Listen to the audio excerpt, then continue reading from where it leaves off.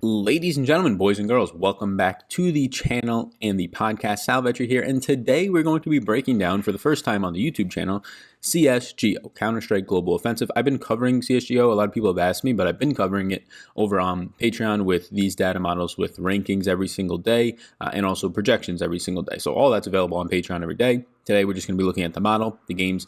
Lately, they've been starting at for the past 10 days, past week. Most of the time, you're getting an 8 a.m. start time. So making videos for that isn't as viable. Now, this slate is going to lock in the afternoon, the early afternoon. So it's still not the longest shelf life, 5 hours on this video, so not a ton of people are going to see it. So if you do indeed see it, I do appreciate you tuning into this. And you know what? If you indeed do see it, let's do this. Why not? Since there's not going to be a ton of people seeing this, why not put on the one with the actual projections? So there you go. If you just tuned in on the podcast, you can check out the YouTube video for the actual sheet with the projections on it. If you're just tuning into the YouTube channel, it's your lucky day. I actually wasn't going to do that. I was going to leave it on the other screen and just reference them, but I realized that there's 5 hours by the time this gets up. Probably 500 people not even are going to see this. So these are my projections. In the two right columns is the value, and then to the left in P points, column U is the projections. So yeah, this is what we'll be doing today. Just really going through it, explaining how I play. I don't cover this every single day because the prize pools aren't big. I have a little bit extra time on my hands, not a ton, as I try and work up a second channel. You can check that out, Salvatore Vetri, more so business and things like that, breaking down over their finances, all of that. But I appreciate you being here. We're going to go over this, the League of Legends slate for the next day of games, the 5-game slate for the LPL and the LCK will be up. They added the Brazilian CB League of Legends, the Brazilian League for the League of Legends. The biggest prize pool for anybody playing with a reasonable bankroll, a realistic bankroll watching this, is not high. It's $2,000 to first, but that's going to go on for a longer time. So I'll have projections for out that and videos once that starts to get a little bit bigger and bigger prize pools. Once the other League of Legends leagues, like the China League, start to fade away a little bit and the playoffs start to come. So thank you for being here. If you could hit the subscribe button, I greatly appreciate it. Trying to churn out as much content as I can to keep people sane during this time. If you want to check out some of my exclusive content, which is every single day, the ENBA projections, League of Legends projections, rankings, models, interests, all that stuff. Same thing for CSGO, Rocket League when that's going on as well. You can check out everything that I have down below. I also have some of the Outlaw Tour, some of the golf, real life golf that's happening in Arizona right now, starting Monday. I'll have those model sheets as well.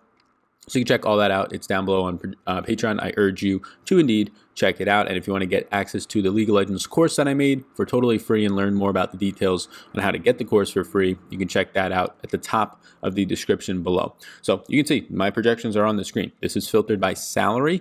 What you're seeing on the screen is just a bunch of statistics. These statistics are not the only things nor near close what goes into these projections.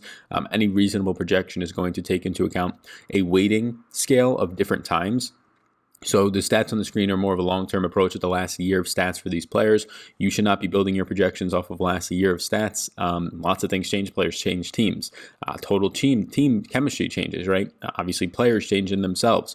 Their sponsorships change. So you're going to get situations where you need to, in projections, account for 1 year, 12 months, or something longer than that, a historical approach 2 years out, but every single thing needs to be weighted. So a year ago's results aren't weighted as heavily. 2 years ago's results aren't weighted as heavily as a year ago. 3 months ago is weighted more heavily than a year ago, right? Because it's more realistic, it's more recent, it's more indicative of how they're playing, but it's not the only thing that should be weighted, because then you're just thinking that a year ago's play is always going to stay the same, and that's not true. So there's different weighting scales to it. The same exact thing has to be done for defensive players or defensive opponents, so who they're playing, you have to weight their defensive matchup too, because the San Antonio Spurs in the NBA are no longer the dominant defensive team that they were 5 years ago, but if you're still accounting for that, it's going to look like your players are worse plays than they really are on some nights. If you're projecting for the NBA, same thing happens in League of Legends in any sport.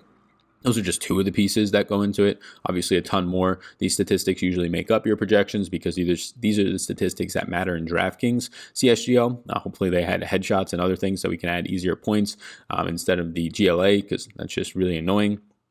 Game length adjustment, whatever they're calling it. So what you see on the screen is odds in this column right here. as I put my cursor over it. Kills per round is important, and then kill differential is an important way to just look at KDR.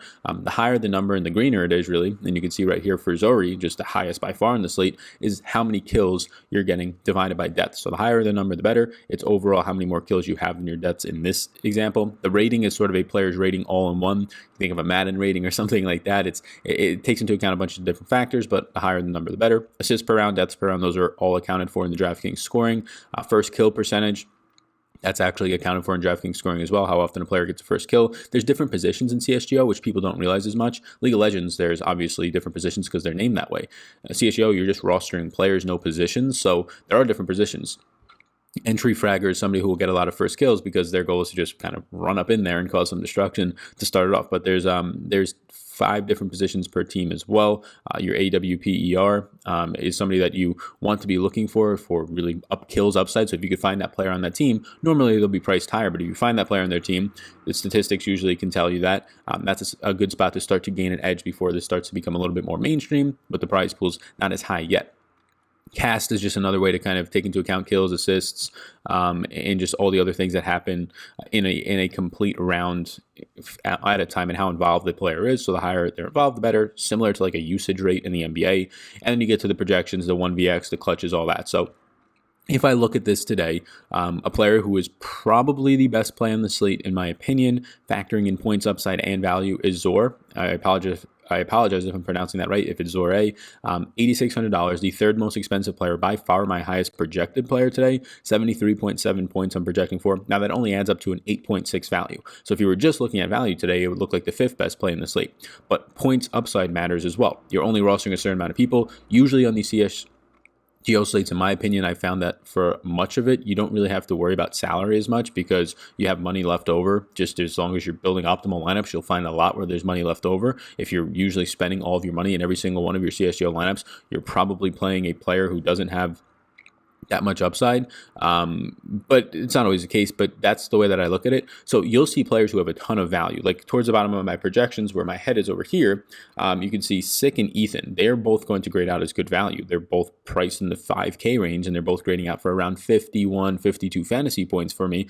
They grade out as the 2 best value plays in the slate. 9.1x for Ethan at 50.7 fantasy points, 9.6x for Sick at 51.8 fantasy points. The problem with them is that there's going to be, if we were to filter this by just pure projections, and I can do that right now. So if you were to filter this by just pure projected points, they would be ranked. They would come up in rankings. For Sick, he would be ranked my 13th projected player, and Ethan would be ranked 15th. So they're both in the top 15 in projections out of 30 players. So that's pretty good. Top half, even though their price is like bottom 5 players in the slate salary-wise. The issue is, if you don't have to worry about salary, now maybe play one of them and it gives you salary relief. The issue is their projection is nowhere near the points upside as 10 other players in the slate. Players who have a projection of 55 or higher today, there's going to be around 10 to 13 players that have a projection of 55 or higher, which is going to be around 4 or 5 more points than Sick and Ethan.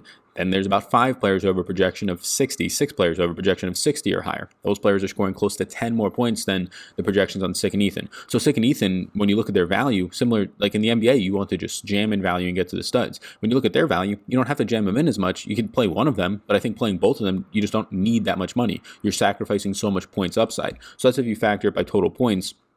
If we go back to factoring it by salary, what makes up a projection is very hard to just say that. I mean, I kind of already said pieces of it, not everything, but it's very hard to just be saying that here.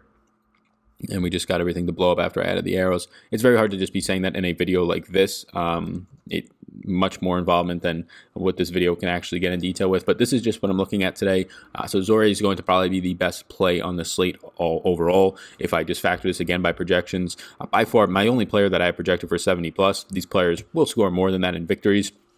Have projected Zore for 8.7 more points than anybody else. I'll call out, people ask me if stacking is important. Stacking is going to be a lot more important now on FanDuel, where if your team gets a win, there's a sweep bonus. Not necessarily game stacking, but team stacking. 3v3 stacks make a lot of sense. On DraftKings, they still make sense. They're not heavily owned because they don't hit as much, but a 3v3 stack on DraftKings it makes a lot of sense to me. Stacking in general makes sense. Teams that win will typically score more points than teams that lose.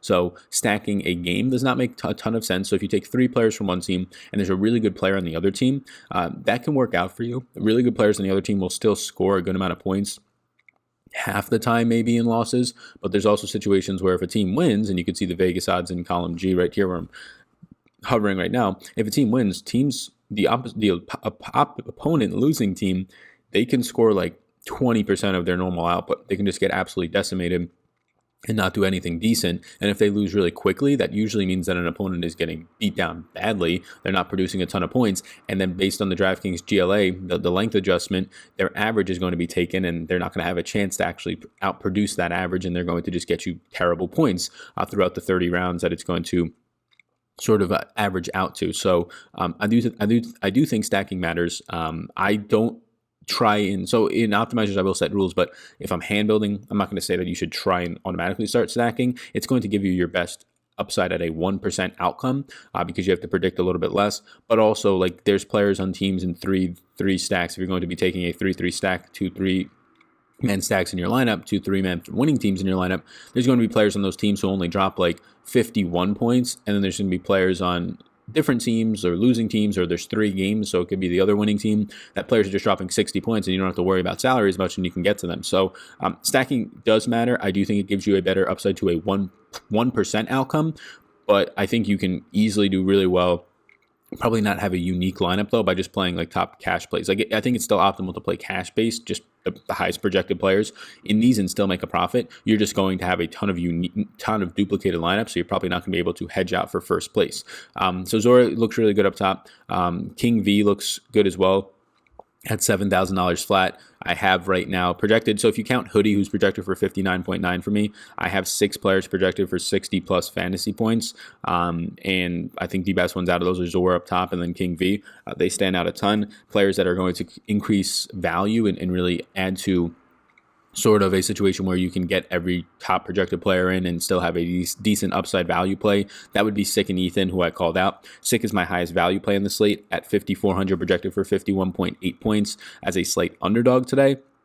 A lot of that has to do in go into just recent play won within the past 3 to 6 months, and then also recent opponent play. So that's a player that can definitely be interesting. Ethan as an underdog as well is projected for 50.7. Again, just has to do with situations where players are creating a lot of damage, situations where Ethan is going to be involved in not only the kill side of things, but also assists, especially more recently, and the matchup. So those are players that I would only want one of them if you're building a lineup because it doesn't offer you much more. And then there's just players where you can X off. Like half this slate, usually you can kind of X them off. There's 30 players in the slate, and if I project this by points, like obviously if a team wins that I'm not projecting to win, then there's going to be a total difference in all of this. But like anybody under 40 points I don't want, which is these bottom 5 players. So I'm not going to maybe totally X them out, but I'm not going to get to them even if I increase the randomness all that much. And really anything under like 42 points. So you can almost X off like 8 players right off the bat that you probably think don't have a great chance. Like even in victories, they're still only scoring in the low 40s, which there's going to be team players in the losing teams that's scoring equal to more than that. So yeah, it's interesting because on these 3-game slates, it's easier to choose from. So that's where I'm at right now. These are the projections on screen here. You can see the value right there if I slide in the last column. If you're interested in getting these projections every day, rankings as well I have for every single player, GPP rankings, A, B, C, D, F. Same thing for League of Legends with the stacks, projections, rankings, all that stuff, Rocket League. So check out Patreon, what I have to offer down below. If you want to check out the League of Legends course that I have, which you can find out how to get for free, it's pinned right to the top of the description. You can click that link and it'll take you to a page where there's a video of me, where there's a little write-up blurb telling you exactly how you can get that course for free, about an hour and a half to close to, it's going to be soon, a 2-hour course on League of Legends, not only the basics, but optimizers, rules to put in, settings, how to handle ownership, how to even try and get a gauge on ownership yourself without paying for sites. So you can check all that out, link down below. Appreciate you tuning into this one. Hit the subscribe button, get the League of Legends video out later today for you. And if you want to check out my other channel, Salvatore Vetri, instead of just Sal Vetri, a little yellow background on my head, I'm going to be putting up more content over there, more of a business, online business, really taking people's questions in the online business area, personal finance, spots where I have a lot of interest personally and look up when I'm not doing DFS stuff. So you can check that out as well. Thanks for tuning in. I'll see you in the next one. Thanks for tuning in, and I hope you enjoyed that video. Above my head, if you're not already subscribed to this channel, I do ask you if you can please hit that subscribe button. It helps me out a good amount to reach more people. You can also follow me on Twitter. That's over there. Right in the corner is my @SalVetriDFS Twitter. And then above, you'll find my Patreon link. You can click on that if you want more exclusive content for me, or a video is going to pop up. So why don't you check that one out as well? I think it's going to be beneficial for you. Thank you so much again for tuning in, and I hope you have a fantastic rest of your day.